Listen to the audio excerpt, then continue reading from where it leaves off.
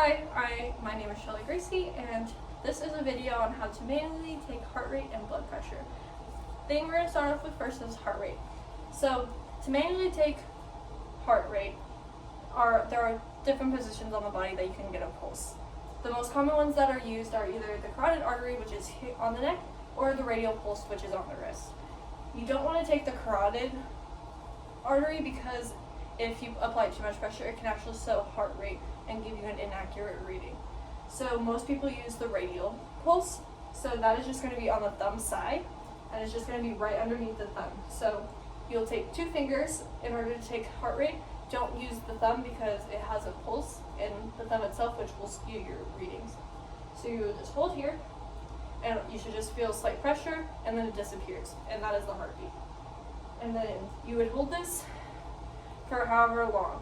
You could do interval of 15 seconds multiplied by 4, interval of 20 multiplied by 3, interval of 30 multiplied by 2, but for the most accurate reading you would just hold that for 60 seconds. Resting heart rate is usually between 60 to 80. For blood pressure, you will need a sphygmomanometer, which is the blood pressure cuff, and a stethoscope. So in order to set the patient up, it is most helpful if they wear like a tank top or a short sleeve shirt. That way you can have access to the upper arm. The blood pressure cuff is going to go on the upper part of the arm where the brachial artery runs through.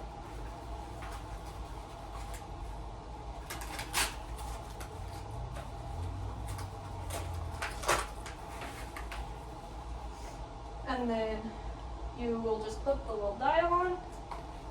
That way you can read the pressure as you're taking it. And then you also need a stethoscope so that you can hear the Korsakoff sounds. Those are the sounds that will indicate the diastolic and systolic values. The systolic value will be the first thing you hear, and that's when you first hear like a thudding. That's the heart beating and blood rushing through. And your systolic pressure is the value of pressure during when there is actual pressure on the artery. And then diastolic is when the last Korsakoff sound, you don't hear another sound after that. And that is when the pressure in arteries when there is no contraction.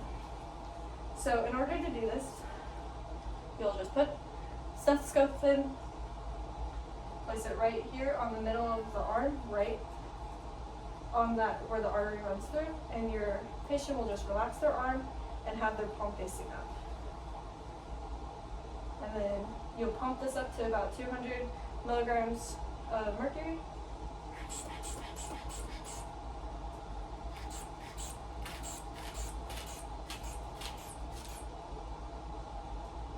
And then slowly release the pressure.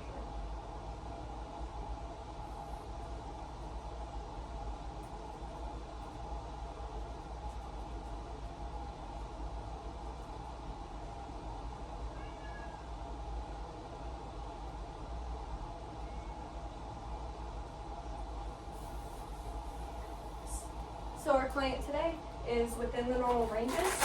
Normal ranges would be under 120 and under 80 to be considered healthy.